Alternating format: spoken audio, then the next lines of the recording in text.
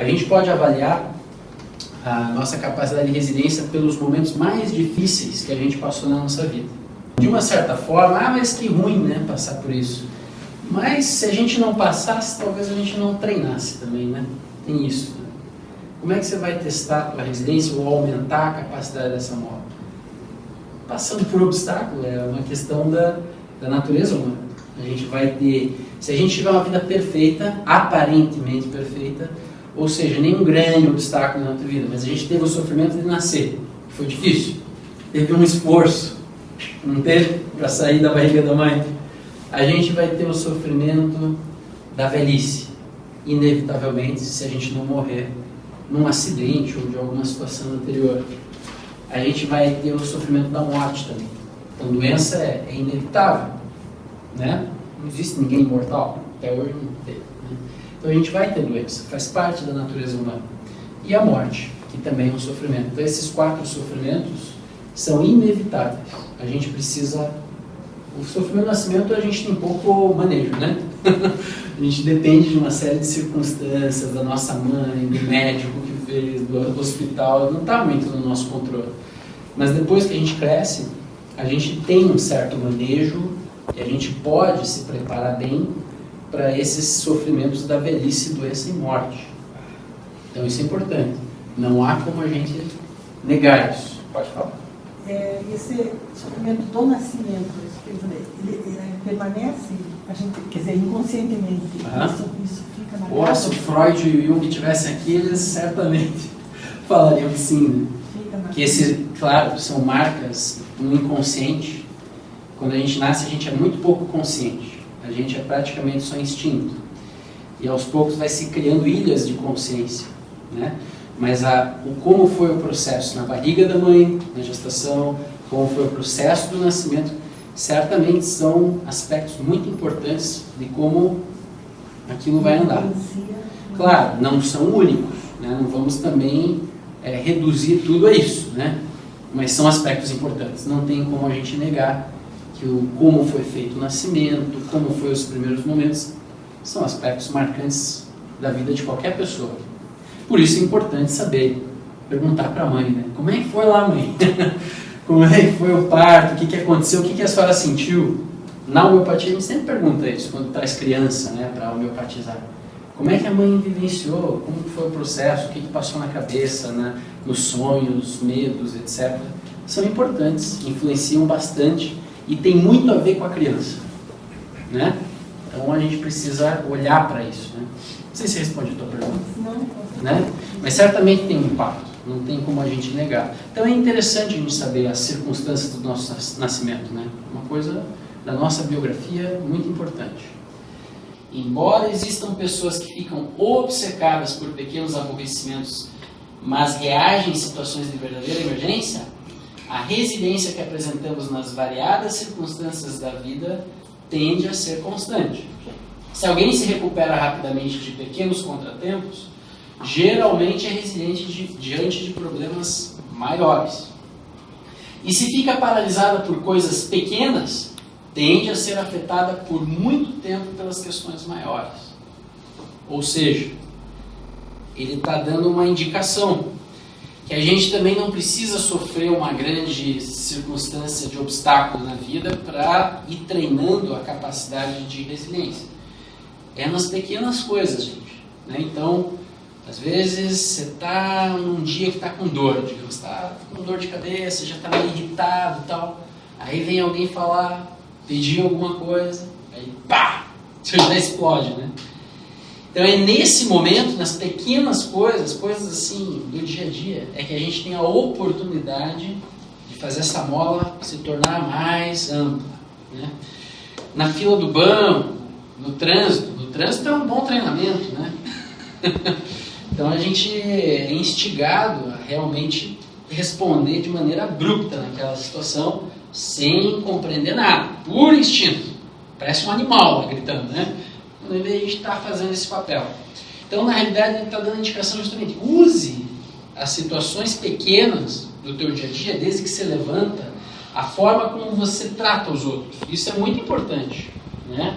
Eu acho que essa é uma das principais marcadores ou indicadores de como está indo a tua resiliência.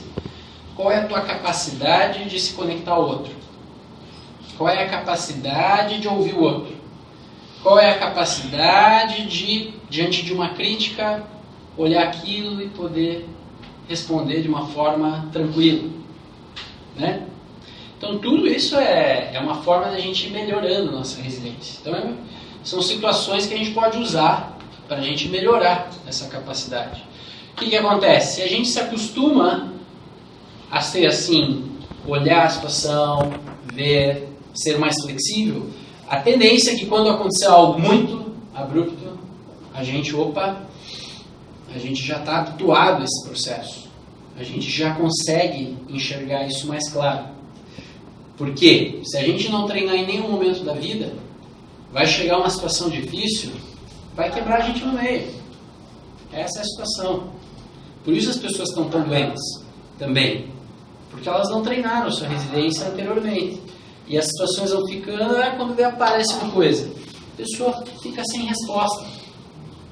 Diante de uma situação muito intensa, de um impacto muito intenso, então, ou vai surgir um processo de depressão, né, aos poucos, ou progressivo, ou muito intenso, repentino, a pessoa não consegue mais responder, ou a pessoa fica muito ansiosa, seria o outro, né? Ou ela pode ter as duas também.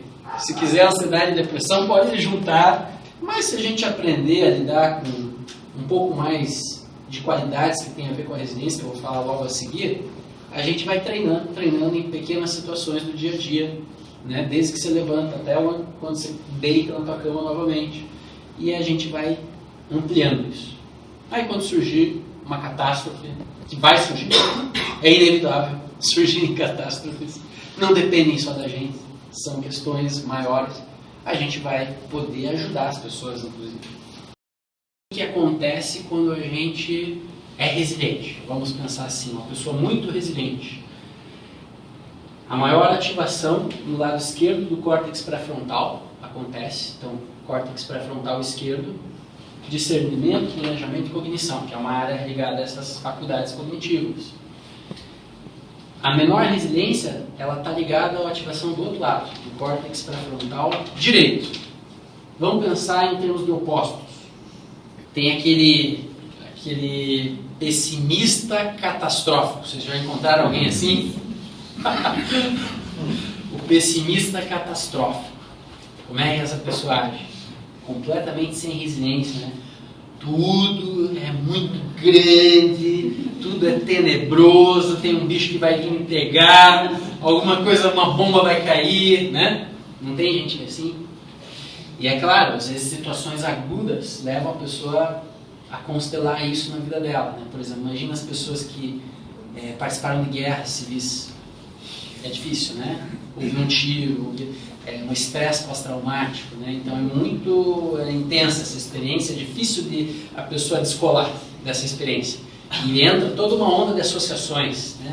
É o tiro, minha tia morreu, não sei o que, tá? A pessoa entra num desespero mesmo, né? Então isso é o córtex frontal direito, tá? O córtex pré-frontal direito.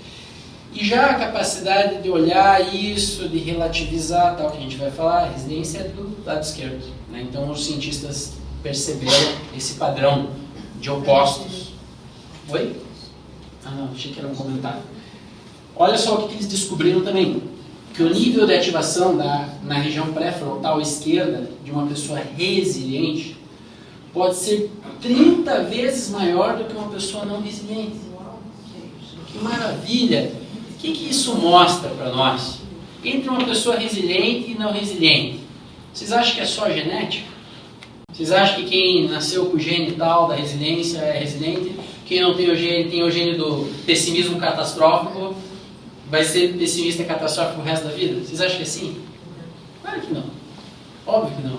É claro que a questão genética está ligada também às heranças familiares, aos genes que nós herdamos, tudo. A gente carrega um monte de gente com a gente, né? A gente não está sozinho. Mas, de qualquer forma, isso mostra que, do ponto de vista neurológico, a gente tem uma amplitude de liberdade muito grande, 30 vezes, entre uma pessoa que está resiliente aqui 30 vezes mais e uma menos, olha as experiências de vida, a forma como as pessoas lidam é completamente diferente. Então isso é uma boa notícia que a neurociência nos traz, da neuroplasticidade. A gente tem um cérebro que a gente pode estimular, que a gente pode treinar essa resiliência, que a gente pode chegar em 30 vezes mais resiliente na nossa vida. Ou seja, nascimento, velhice, doença, morte. A gente pode ter sabedoria, mesmo passando por essas questões que são difíceis.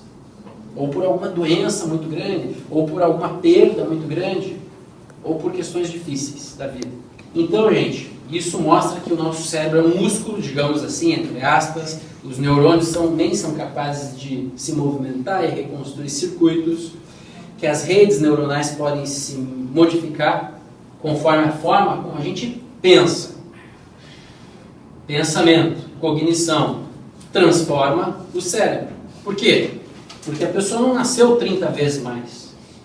Ela foi construindo isso pelo processo de pensamento, de cognição dela, de elaborar a emoção com o pensamento, a habilidade de lidar com essas coisas.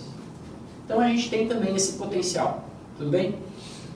Todo mundo aqui tem o potencial de se tornar 30 vezes, pelo menos, mais resiliente do que é ou que já foi um dia, tá? A região pré-frontal esquerda envia sinais inibitórios para a amígdala, que é essa região cerebral aqui, né? Que está ligada às emoções negativas e no sofrimento, instruindo a ficar quieto. Então, com as pessoas que praticam meditações de não julgamento, que é essas técnicas de mindfulness, a meditação que apenas observa os fenômenos, que não entra no jogo de julgamentos, de é bom, de é ruim, etc., ela vai cada vez mais mandar sinais para essa região cerebral, e tudo aquilo que está ligado ao instinto, as emoções mais raiva, mais inveja, orgulho, etc., elas também recebem um certo controle dessa região cognitiva que apenas observa. Tá? Isso com os praticantes que começam a praticar essa forma, esse treinamento da mente, né? Daí, com o passar do tempo, à medida que os praticantes são muito avançados, já não há tanto controle da região pré-frontal, tá? Fica um meio termo. Essa região toda aqui fica unida pelos estudos da neurociência. Ou seja, houve uma integração completa do processo emocional e cognitivo. Tem uma união dessas dois aspectos, né? União dos dois opostos. Questão pensamento, questão sentimento ou intuição, etc. Tá? Então tem uma conexão.